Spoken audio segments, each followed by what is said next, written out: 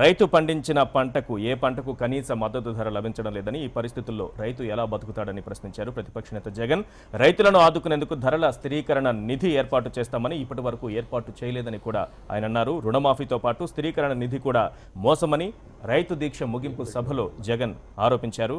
92 లక్షల క్వింటాల మిర్చి పండిస్తే 70,000 క్వింటాలకే బోనస్ ఇస్తున్నారని కూడా అన్నారు. మరోవైపు క్వింటాలు మిర్చికి మద్దతుగా 11,000 చెల్లించాలని జనసేన అధ్యక్షుడు పవన్ కళ్యాణ్ కూడా డిమాండ్ చేశారు. నిమ్మగడ్డ సీతారత్న కుమార్ ఇప్పుడు మిర్చి ధర గురించి రెండు రాష్ట్రాలు మనం చూస్తున్నటువంటి పరిస్థితి, ఏ రకంగా రైతులు ఇబ్బంది పడుతున్నారు, ఆత్మహత్యల వరకు వెళుతుంది, మిర్చిని తగలబెట్టుకుంటున్నటువంటి పరిస్థితిని మనం చూస్తున్నాము. ఏంటి ప్రభుత్వం ఏం చేయబోతోంది? ఇక్కడ మీరు 1500 బోనస్ ఇచ్చింది, ఆంధ్రప్రదేశ్ ప్రభుత్వం మాత్రం 1500 బోనస్ ఇచ్చింది, కానీ అందరికీ వచ్చేటటువంటి అవకాశం కూడా లేదు. 70,000 క్వింటాలకి ఆ బోనస్ వస్తుంది. 92 లక్షల క్వింటాలు మిర్చి పండించారు రైతులు, మరి వాళ్ళకంతా వస్తుందా లేదని ప్రశ్నిస్తున్నారు. ఇక్కడ జగన్మోహన్ రెడ్డి గారు చేసినటువంటి వ్యాఖ్యలు, ఆయన మొట్టమొదటి నుంచి చూడండి, ప్రతి విషయంలో ఆంధ్రప్రదేశ్ గవర్నమెంట్ విషయంలో వాస్తవాల కన్నా కూడా అబద్ధాలను ప్రొజెక్ట్ చేయడంలో దిట్ట అయిపోయి ఆయన ముందున్నారు. ప్రతి విషయంలో కూడా ఏం మాట్లాడుతున్నారండి రైతుల గురించి? రైతులకి ఒక సిస్టమాటిక్ ప్రాసెస్లో ఆంధ్రప్రదేశ్ ప్రభుత్వం ఆర్థిక లోటు ఉన్నప్పటికీ కూడా ఒక పద్ధతి ప్రకారం న్యాయం చేసే దిశగా అన్ని విధాల చర్యలు తీసుకుంటుంది. దానికి ఫర్ ఎగ్జాంపుల్ ఇందాక మీరు చెప్పినట్టు 1500 రూపాయలు బోనస్, దానికి కొన్ని కండిషన్స్ ఉన్నాయి. ఆ కండిషన్స్ పెట్టడానికి గల కారణం కూడా పూర్తిగా లబ్ధిదారులకు మాత్రమే ఆ బెనిఫిట్ అందాలి అనే ప్రాసెస్లో భాగంగా తీసుకున్నారు తప్పితే దాన్ని పక్కదోవ పట్టకుండా చూడాల్సినటువంటి బాధ్యత కూడా ప్రభుత్వం మీద ఉంది. ఇది ఒకటి. జగన్మోహన్ రెడ్డి గారు ఏవైతే ఈ రోజున ఇవన్నీ మాట్లాడుతున్నారో ఆయనకు అసలు రైతు సమస్యల పట్ల పూర్తి అవగాహన ఉందా?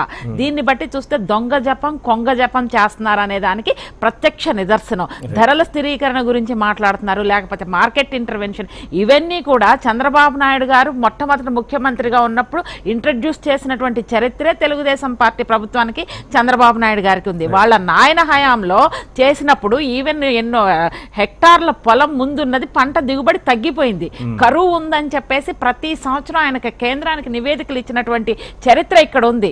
ఆ రోజున మీరు ఎంపీగా ఉన్న రోజున ఏ ఒక్క రోజైనా రైతు సమస్యల మీద మాట్లాడిన సందర్భాలు ఎక్కడన్నా ఉన్నాయా?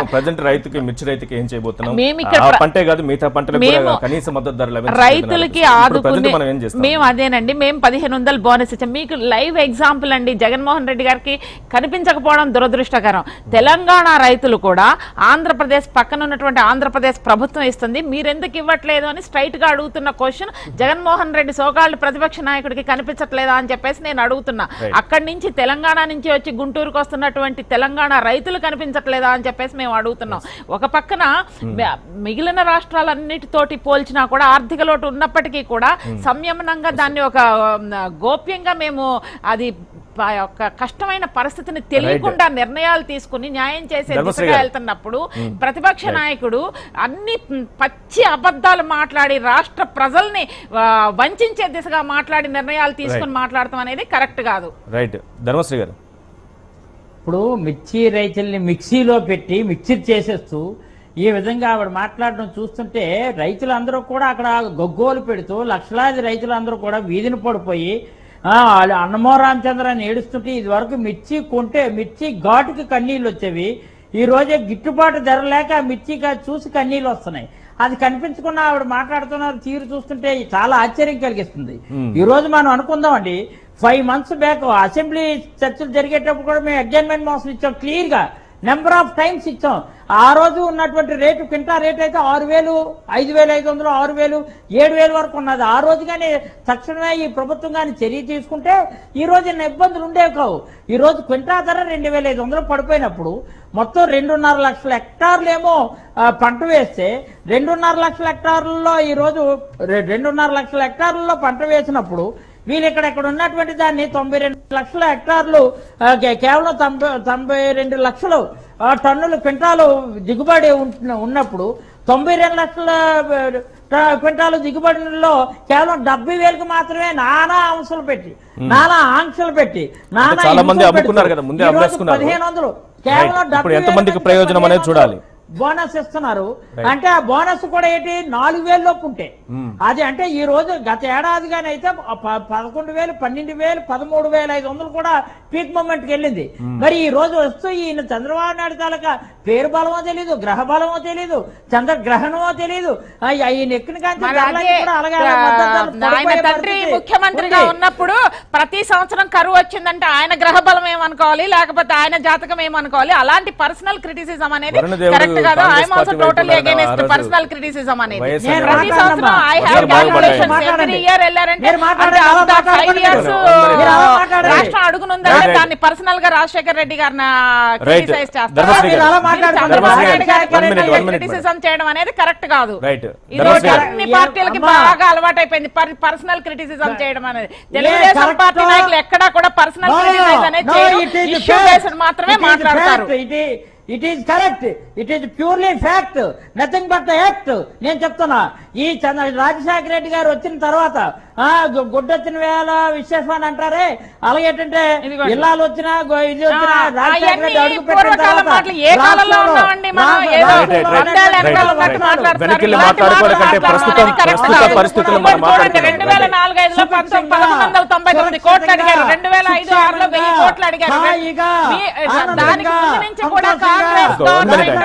ముఖ్యమంత్రిగా ఉన్నప్పుడు సన్నకారు రైతు, చిన్నకారు రైతు, ప్రతి రైతు కూడా ఆనంద డోలికిల్లో తోలుతూ గారమ్మా. మీకేం తెలుసు? మీరు కళ్ళు మూసుకొని మాట్లాడితే కుదరదు. రాజశేఖర రెడ్డి గారి గురించి మాట్లాడే నైతిక అర్హత మీకు లేదని చెప్తా. ఎందుకంటే రాజశేఖర రెడ్డి గారు వచ్చిన తర్వాత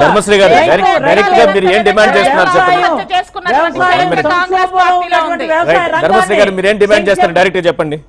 నేను చెప్పేది రైతుల్ని సంక్షోభంలో ఉన్నప్పుడు 9 ఏళ్ళ ముఖ్యమంత్రి ఉన్నప్పుడు సంక్షోభంలో ఉందని రాజశేఖర రెడ్డి వచ్చాక రైతులు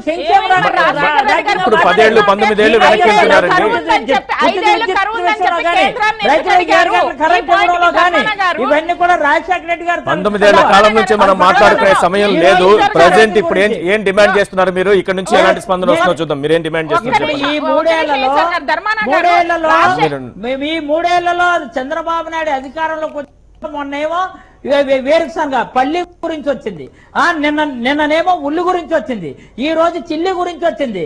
రైతుల తాలూకు లైఫ్లు కుళ్ళి అయిపోతుంటే నిన్నటి వరకు కూడా చిల్లి అనగానే ఒక రకమైనటువంటి మళ్ళీ అనేవారు. ఇప్పుడు ఈ రోజు చిల్లి అంటే కుళ్ళిపోయినటువంటి జీవితాలు క్లియర్ చేస్తున్నాయి. దీనికి తక్షణమే మీరేంటంటే కనీసం అక్కడ ఆంక్షలు పెట్టకూడదు.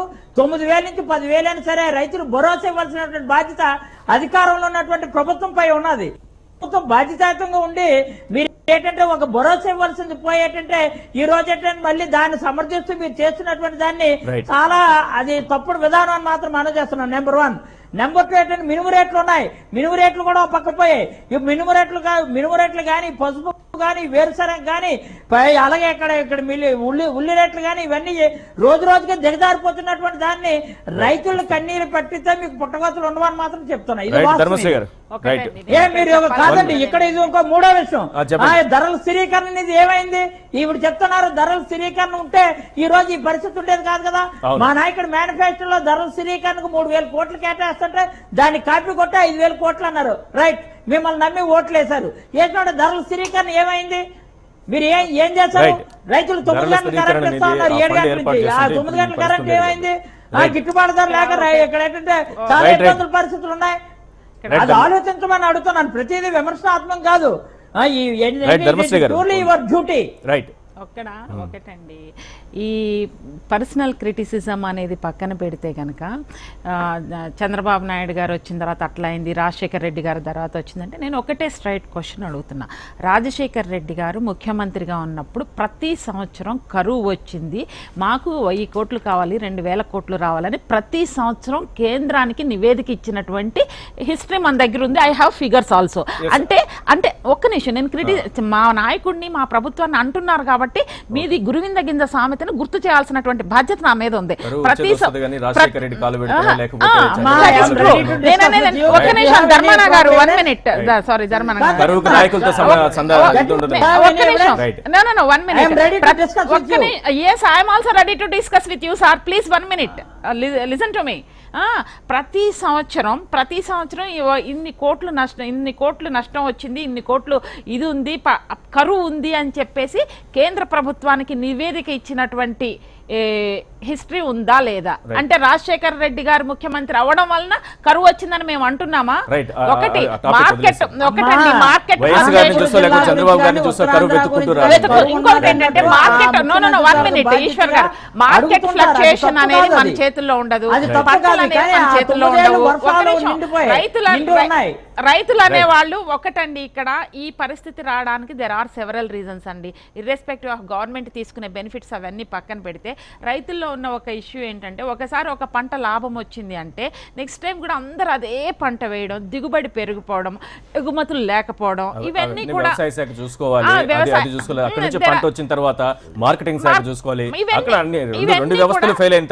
ఇవన్నీ ఉన్నప్పుడు ఈ వ్యవస్థలన్నింటినీ కూడా పటిష్టం చేయాల్సినటువంటి అవసరం ఉంది, ఇంప్రూవ్ చేయాల్సినటువంటి అవసరం ఉంది. స్టిల్ ప్రాబ్లమ్స్ ఉన్నప్పటికీ కూడా రైతులకు న్యాయం చేసే దిశగానే మాట్లాడతాం. అయితే నేననేది ఏంటంటే, ప్రతిపక్ష నాయకుడు అవాస్తవాలు చెప్పడం మానుకోవాలి. నేను అనేది అది ధరల స్థిరీకరణ గురించి కానీ, మార్కెట్ ఇంటర్వెన్షన్ గురించి కానీ, లేకపోతే రైతులకు ఇచ్చే బెనిఫిట్స్ గురించి కానీ మీరు ప్రజల్ని వక్రీకరించి మాట్లాడాల్సిన అవసరం లేదు.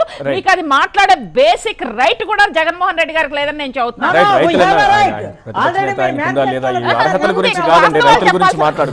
వాస్తవాలు చెప్పాల్సిన బాధ్యత ఉందండి, వాస్తవాలు చెప్పాల్సిన బాధ్యత ఉంది. మీరు అవాస్తవాలను పెట్టి ప్రజల్ని వక్రీకరిస్తున్నారు. రైతు గురించి మాట్లాడదాం. ఈరోజు రైతు గురించి మాట్లాడినప్పుడు నేను అంటే ఈవెన్ టేబుల్ ఏదైతే మనకు 2 రకాలు ఉంటాయండి, తేజ ఒకటి, తాల్ ఒకటి ఉంటుంది మిర్చిలో.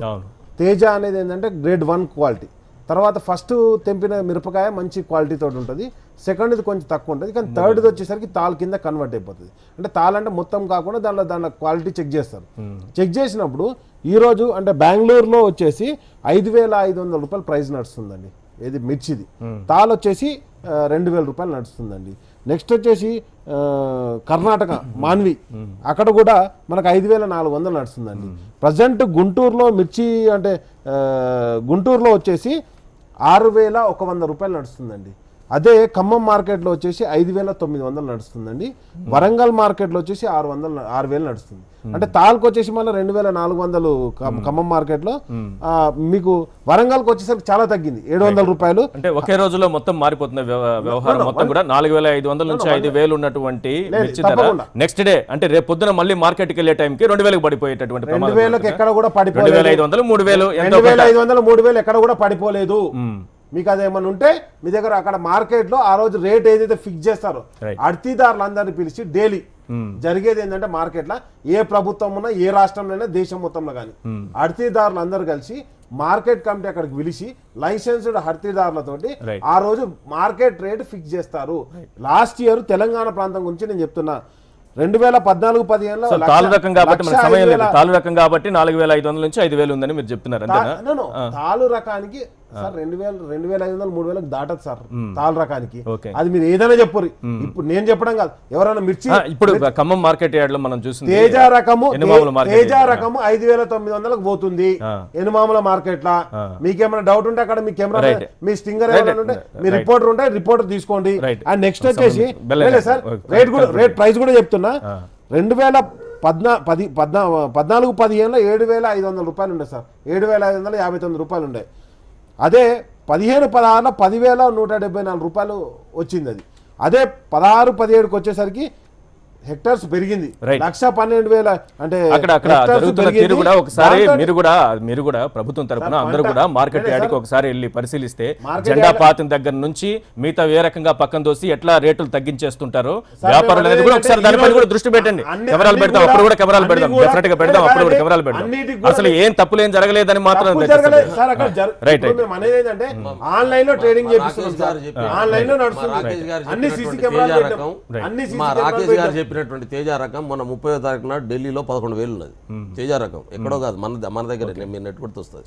అయితే నేను పంట కాదు ఆడిపోయి అమ్ముకుంటా మార్కెట్ రాకేష్ గారు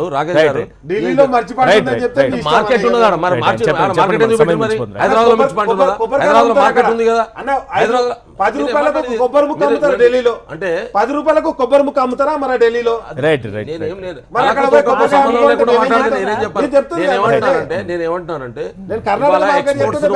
ఎక్స్పోర్ట్స్ ను నేను ఆయన చెప్తాడేమనుకున్నది, ఎక్స్పోర్ట్స్ ను కేంద్ర ప్రభుత్వం బ్యాన్ చేయడం వల్ల అంతర్జాతీయ మార్కెట్ లో 25,000 మిర్చి రేటు ఇవ్వాలా?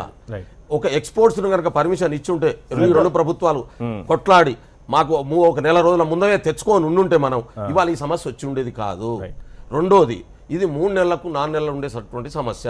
ఇది ఇంత దిగుబడి రాబోతున్నది అనేది విషయం కూడా ఒక అంచనా ఉంది మొదటి నుంచి. ఎందుకంటే ఎర్ర పంట వైపు సరే ఆంధ్రప్రదేశ్ సంబంధం నాకు తెలియదు, కానీ తెలంగాణకు అయితే ఒక అంచనా ఉంది. ఎందుకంటే గౌరవ ముఖ్యమంత్రి గారే ఇటువైపు మూవ్ చేసినటువంటి వ్యక్తి కాబట్టి తెల్ల పంట వద్దన్నప్పుడు ఆయన మాటను గౌరవించారు. ప్రజలు పత్తి పంట వేయలేదు, పత్తి సమస్య రాలే మనకి ఈసారి. మిర్చి సమస్య, కందుల సమస్య వచ్చింది. కందులకు 1,000 కోట్ల రూపాయలు ఇంటర్ఫియర్ అయ్యి ప్రభుత్వం కొన్నది. అదే పద్ధతిలో మిర్చిని కూడా కొనాలని చెప్పి నేను కోరుతా ఉన్నాను. ఇది పరిష్కరించాల్సినటువంటి అవసరం ఉంది. రెండోది, ఒకరిద్దరికి ఇస్తారు, మా తమ్ముడు చెప్పిన రేటు ఒకరిద్దరికి ఇస్తారు, అందరికి ఇయ్యరు. మిగతా అంతా చూపిస్తారు. ఇప్పుడు మా 4,500 దాంట్లో ఈ వరకు. ధర్మశ్రీ గారు, ఇప్పుడు తెలుగుదేశం కానీ బీజేపీ కానీ గతంలో ఒక మాట చెప్పారు సార్, ఎప్పుడైనా పొరపాటున రైతులు కానీ గిట్టుబాటు ధర రాపోయినా కమర్షియల్ క్రాప్స్కి వాళ్ళ ఉత్పత్తి వ్యయం కన్నా తక్కువ ఉన్నా సరే ఎట్టి పరిస్థితుల్లో కూడా స్వామినాథన్ కమిషన్ ఇచ్చినటువంటి డైరెక్షన్ మేము ఫాలో అవుతాం. గత ప్రభుత్వాలు అన్నీ ఫెయిల్ అయిపోయాయి, మేము ఫాలో అవుతాం. తప్పనిసరిగా స్వామినాథన్ కమిషన్ ఇచ్చిన రిపోర్ట్ ఆధారంగా ఉత్పత్తి వ్యయంపై 50% ఎక్స్ట్రా మేము ఏదైతే అయిందో ఆ 50% మేము ఇస్తామని అన్నారు. ఆ టైప్ ఆఫ్ భరోసా ఆ చర్యలు తీసుకోవట్లేదు ఇప్పుడున్నటువంటి అధికారంలో ఉన్నటువంటి గవర్నమెంట్ ఫాలో. ఎందుకంటే వీళ్ళు చెప్పినటువంటి మాట సీతారత్న కుమార్ గారు అంటున్నారు, ఇలాగే మేము అన్ని చేస్తున్నాం. ఏం చేస్తున్నారు చెప్పండి? ఒకటి మాట అనుకోని నేను విమర్శించడానికి ఇచ్చారా, చేశారా? ఆ రోజు గిట్టుబాటు ధర ఉన్నప్పుడు వీళ్ళు కొనుక్కొని గొడవల్లో ప్రభుత్వం అయినా సరే ఇమీడియట్ గా అయ్యో డౌన్ ఫాల్ అవుతుంది, ప్రజెంట్ సిచ్యువేషన్ ఉంది, మార్కెట్ ద్వారా మనం ఏంటంటే మనం పర్చేజ్ చేశారు సార్, రైతులు భరోసా ఇవ్వాలని చర్యలు తీసుకున్నారా? రైట్ అండి, థ్యాంక్ యూ అండి. ధర్మశ్రీ గారు చర్చలో పాల్గొన్నందుకు. నిమ్మగడ్డ సీతారత్న కుమార్ గారు, రాకేష్ గారు, బెల్లయ్య నాయక్ గారు. ఇది వాటి చర్చా కార్యక్రమం. చూస్తూనే ఉండండి HM TV.